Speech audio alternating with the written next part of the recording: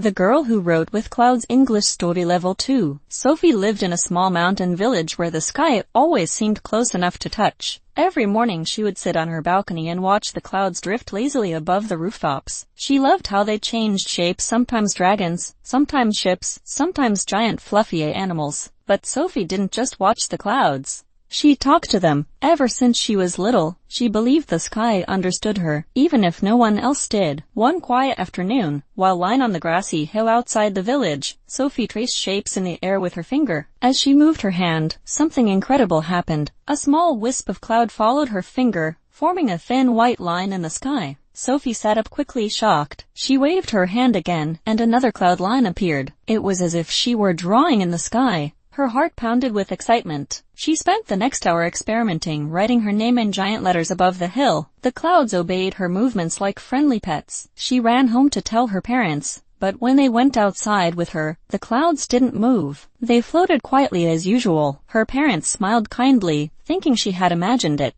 Sophie didn't argue. She knew what she had seen. The next morning she returned to the hill alone. The moment she lifted her hand, the clouds swirled toward her, ready to dance. She drew circles, spirals, and little animals. The sky responded joyfully, forming shapes that drifted across the horizon. As days passed, Sophie practiced her new ability. She learned to control the thickness of the clouds, the speed of their movement, and even their brightness. Sometimes she wrote messages of kindness in the sky for the villagers to see. Smile today appeared once above the market, and your love drifted gently above the schoolyard. People wondered who created these messages, but no one guessed the quiet girl from the hill. One evening, a heavy storm approached the village. Dark clouds piled up like giant mountains, and strong winds shook the trees. Sophie felt the sky calling to her, pulling her toward the hill. She climbed quickly, her heart full of worry. The clouds above her turned angrily, flashing with lightning. Sophie raised her hands and felt the storm's power rush through her. She drew long sweeping motions,